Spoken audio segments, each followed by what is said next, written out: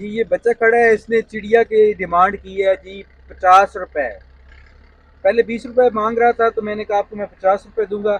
और ये बच्चा जो है कह रहा है कि मैं इस चिड़िया को छोड़ दूंगा। छोड़ देंगे आप चिड़िया को? ये उड़ती है?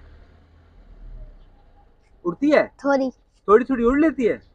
तो इस बच्चे को जी हम इनाम देंगे ये हरा हरा नोट।